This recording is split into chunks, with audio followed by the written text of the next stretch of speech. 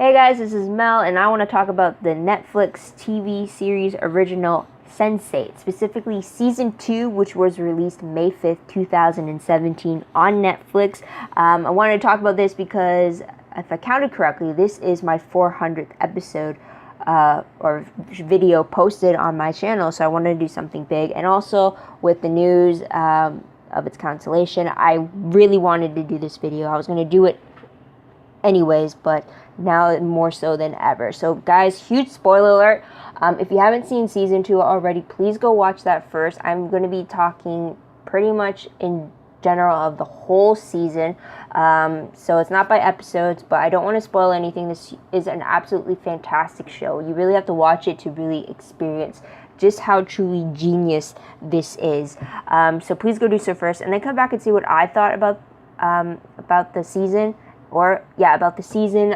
It is June 12th for me that I'm recording, so it's about a month, and I have to say I've watched a few episodes a few times already, or after watching the season all the way through. I've picked certain episodes just to rewatch them because I like them so much.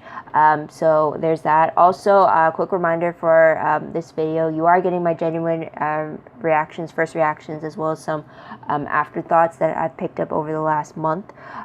So you are getting that. Also, the thoughts and opinions I share are mine and mine alone. Anything else, like images and stuff I use, I don't own those.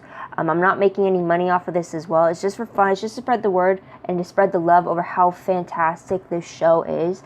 It's just also fun to see what I thought about later down the line about this show, because when you watch something a few times, or if you talk about it to people a few times, your initial impression or your initial thoughts about something are always going to change. So it's always interesting for me to record this and know just what I thought the first time around. So with that all said, I'm going to try to do this in 20 minutes, but the format is a lot different than any of my other videos, so hopefully I can do it. But let's start. So pretty much, what were my immediate questions after finishing with the season 2 finale? Also, quick reminder though, guys, when I'm talking season 2, it's talking about the 10 episodes that were released in May. This is not including the Christmas special, or the 2-hour Christmas special, so just be aware of that. So what were my immediate questions after the finale? First question was the fact, is the cluster going after Wolfgang next, or do they have to do some other steps in order to get to him as their final outcome? Also, is Whispers just knocked out by Will? I have to say, the first time I saw that ending with him in the body bag, I really thought maybe Will had killed him, but then that kind of would have been counterproductive. So I'm wondering if he's just knocked out and maybe just put on ice for a moment, I guess you could say. Another question was the fact that are Hernando and Daniela going to be clued into the Sense8 secret, since Lito told them to get him to London when they found him bleeding in the bathroom floor. So that wasn't really covered too. So there's that I'm going to be wondering about. But overall thoughts about the whole season, I have to say season 1 was great. But because they have to explain and set up so much of how the world works for the Sense8, it got to be a little slow, and you had a little impatient of the fact that, well, what's happening? And you had to find out at their pace. So what I liked about season 2 a lot more was the fact there was a lot more action. It was a lot more suspenseful. You have a lot more moments where the cluster helps each other out, and it's in groups too. It's not just one person helping or one person swapping or visiting or sharing. It's actually all of them there to help each other out. So I like that a lot too, because that was one concept I really enjoyed in the first season. It was great getting to realize the world that they're now in alongside the Sense8s. But with me, I'm just an impatient person for something, so just to see it more in depth, or to see it more widened in the scope of things, that's what got me to really like it. Also, the fact that we got to meet more Sense8s outside the cluster. Yes, originally, because of Jonas and Angelica, it's obvious that there are other Sense8s, but because of it just never occurred to me how many more Sense8s they could be, especially when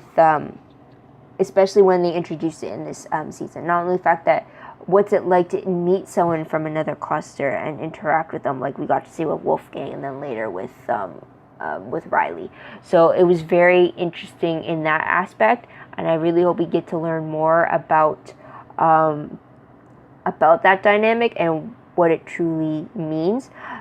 Because with the whole with the whole introduction of BPO and them hunting down our main cluster, I got the impression that once a cluster has been discovered, they hunt them down, and it's not long until they're gone and they've been wiped out.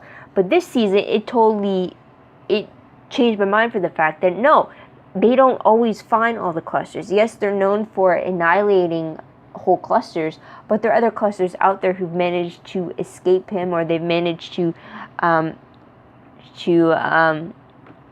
stay under the radar. So it's just really interesting to see all these different clusters at work, as well as to see what they've done to adjust to the new change of being a Sense8. So I'll leave it at that.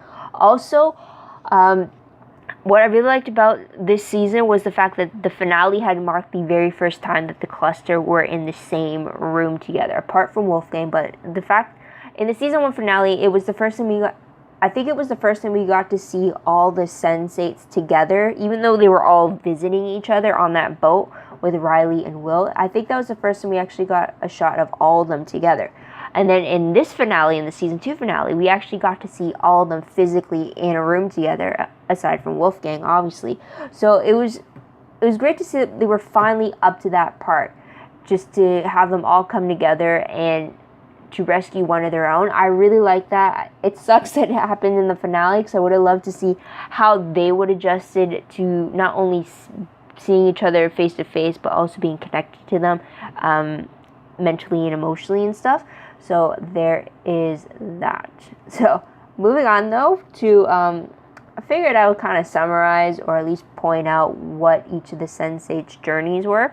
So with Will, with his journey, we see, as we know, he accidentally got in Whisper's sights. So Whispers is constantly trying to hunt him and the cluster down through Will.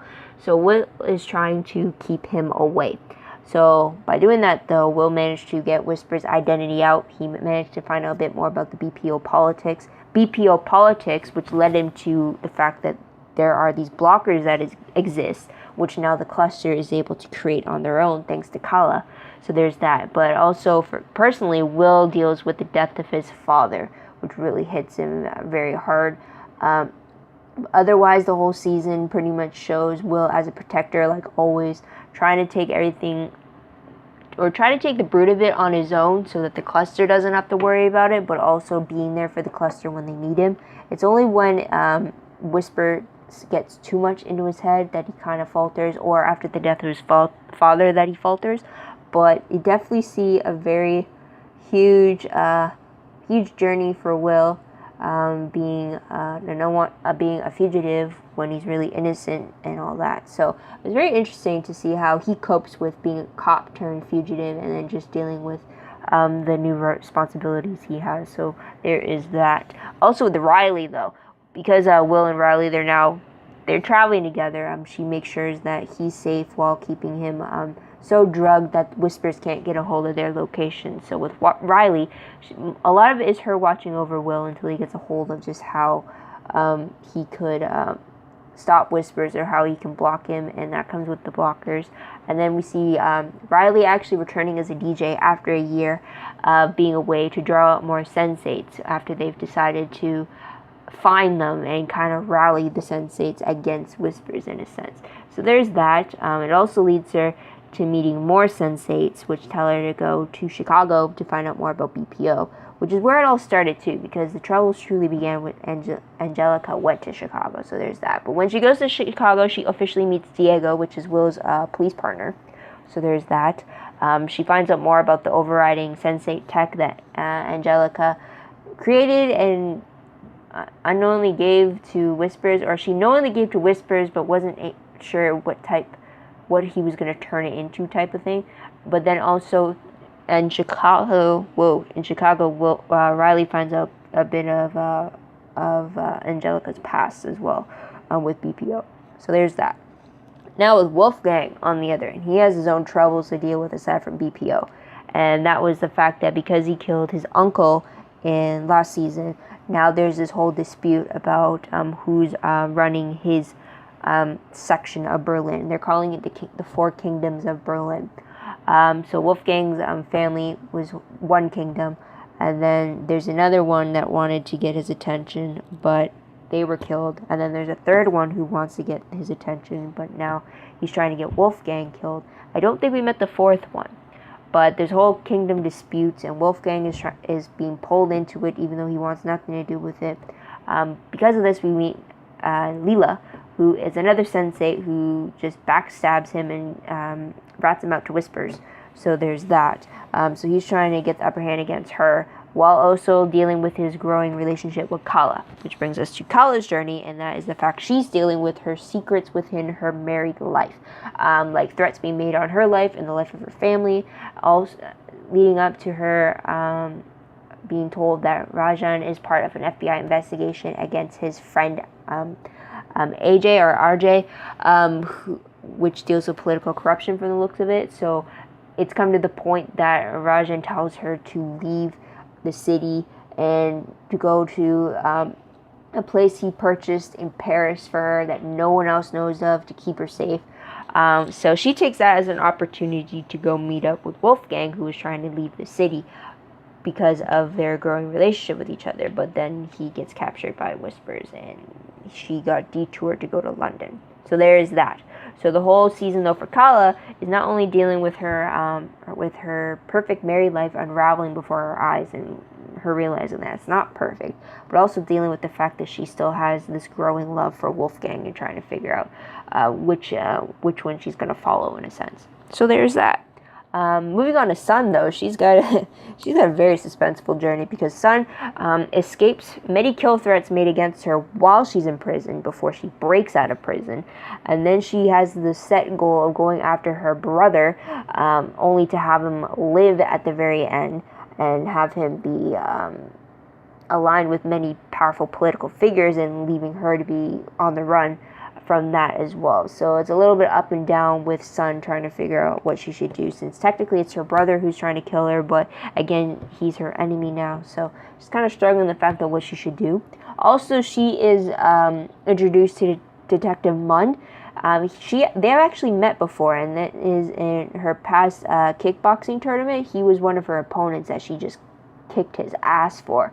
But he claims that there was a moment that truly had him opening his eyes and have him not being as much of a cocky fighter and learning from her. But he is in pursuit of clearing Sun's name, and he believes she's innocent. But the last we saw of him was that he was fighting for his life after her brother had shot him at the big gala for the family business. So there is that. With Capheus, though, we see him taking an interesting turn as he runs for political office to right social injustice. With this, though, we learn a bit of backstory with Capheus' parents being from two different tribes, being forced to go somewhere new since neither tribe was accepting of the outsider spouse, in a sense. So goes in the backstory, and then it leads to why Capheus is running, because he wants to stop that type of exclusion, in a sense. So there's that. We also have him meeting Zakia, a reporter who first introduces herself to Capheus when him running for political office is known, and then eventually they start to date from the looks of it. They definitely hook up, so I'm wondering if they're actually, I think they're official together.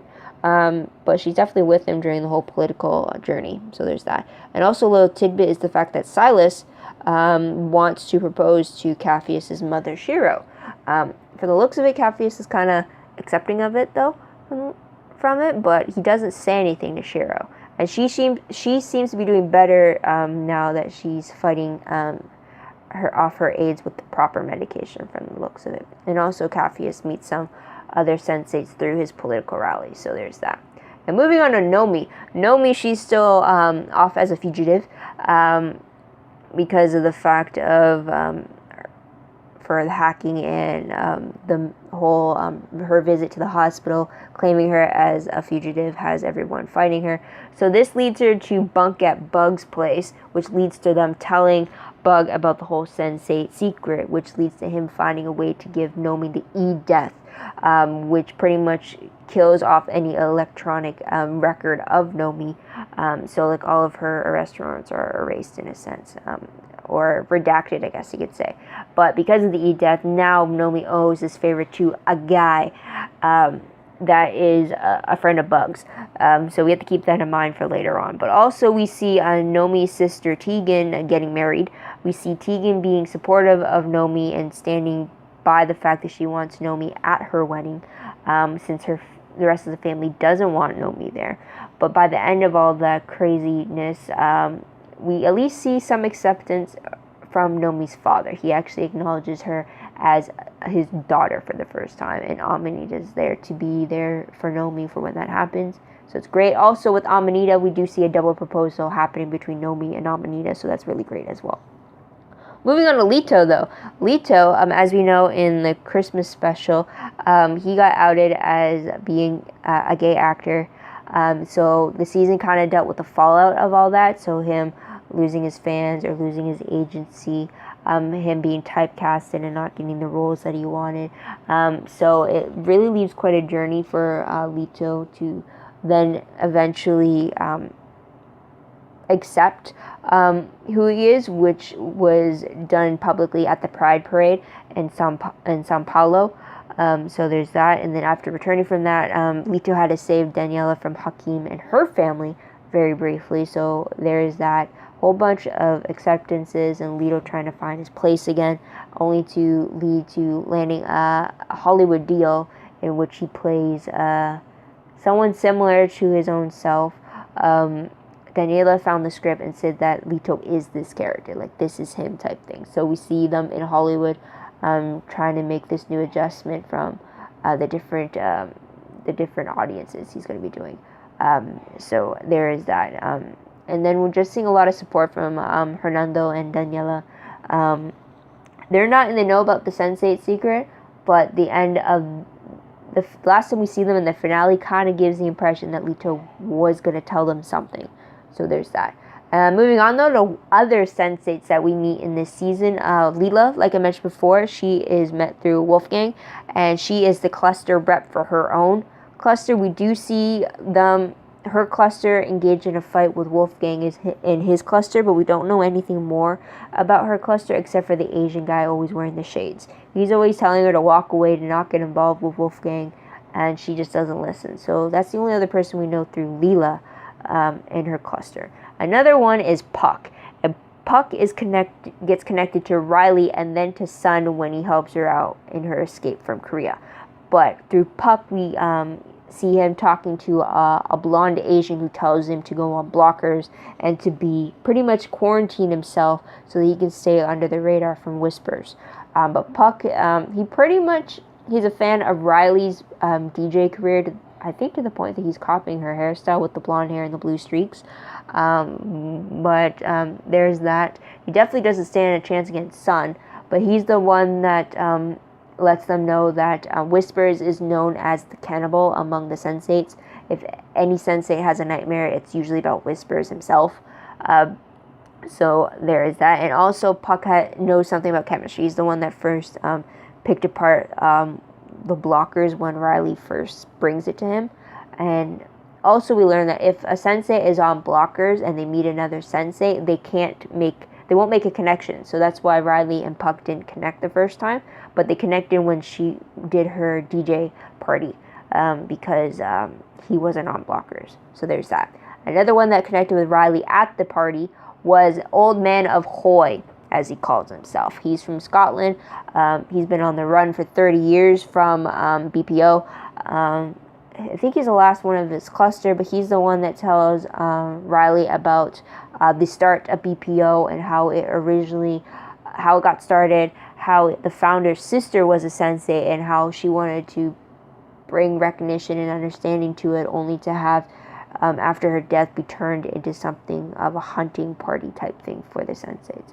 But Old Man of Hoy also brings up the arpeggio. I can't even say it. It's archipelago.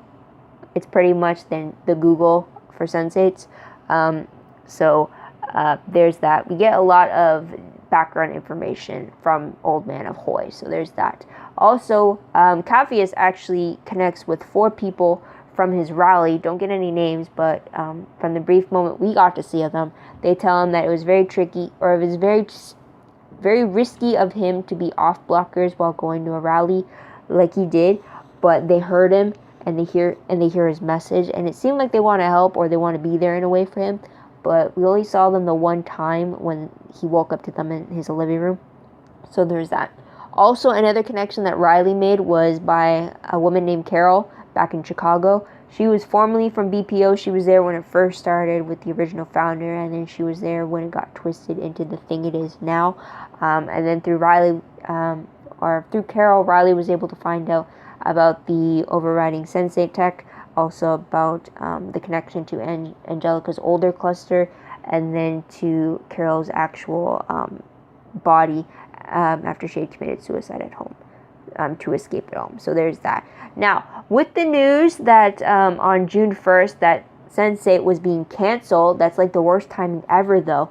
With that, it has me feeling very shocked and very disturbed, because I was willing to wait a year, 2 years for season 3. I was okay with waiting that long if it meant I was going to get a continuation of this show.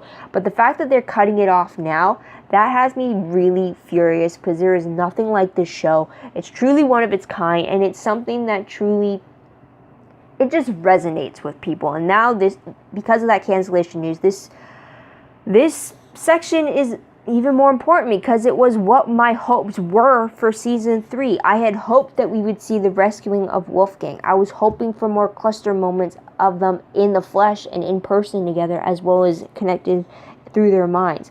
I was hoping for more information about other clusters through the Google network that is for the Sense8, the Archipelago network that Old Man of Hoi talked about. I was waiting for Felix, Hernando, and Daniela to be told about the Sense8 truth, like Bug was clued in on, like Amanita was clued in on, and see their reactions to the whole thing and how they would contribute to the cluster family. I was waiting for that. I was also waiting for Wolfgang and Kala to actually meet in person and get that first experience like Will and Riley got last season. I wanted them to experience that. I wanted them to experience them finally being happy. I also wanted to see Sun getting justice against her brother and finally clearing her name.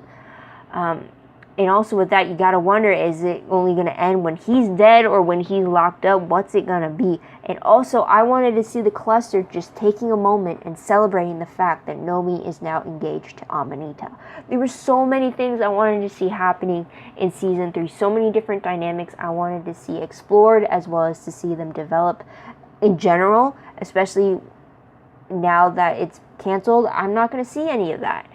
And that is a true shame, because while fanfiction is great, and I've read a lot of stories since the news broke about what the continuation of the season would be, or what the Felix, Hernando, and Daniela would have reacted to when they found out about the secret and all of that.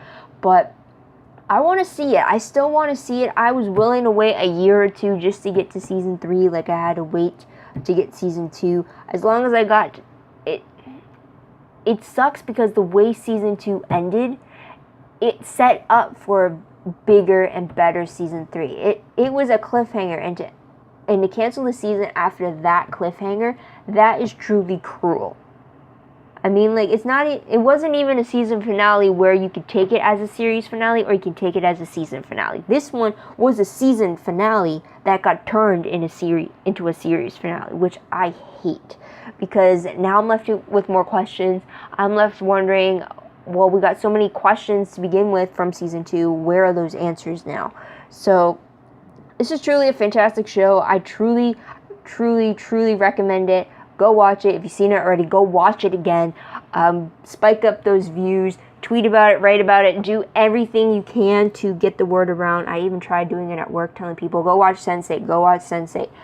You'll love it. It's confusing. Give it to episode 4, and then you'll love it afterwards, because it takes some building up to get you to know what it's actually about.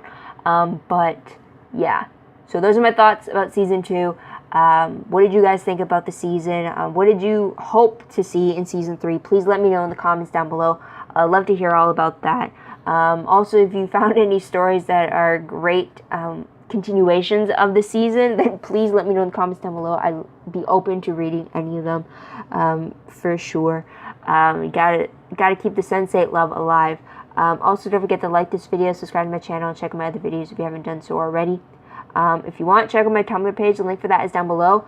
I reblog as best I can for Sense8. For this one, I definitely have to go searching for it instead of waiting for them to pop up on my dashboard. But they're all sorted as best I can by episode or by character. So I hope you check that out. Otherwise, my other stuff is connected to my WordPress account. Anything I post online or any other shows I come across. Check that out. It's a work in progress, but it's more organized, so keep that in mind. But otherwise, I believe that's it. Thank you guys so much for tuning in. Thank you so much for checking out my 400th episode, which is honored by Sense8. Or it's being celebrated with Sense8, I should say. So thank you so much for that. I don't know if I could do another one, maybe, for Sense8. I don't know. I have to think about it, though. But thank you so much for tuning in. Thank you so much for your patience. I hope you come and check out my other videos that I've posted on my channel. And there's other shows that I've talked about consistently. So I hope one of those catch your interest as well. Otherwise, thank you so much again. And this is Mel. Wishing you all a great day, great week, wherever you are. Bye for now.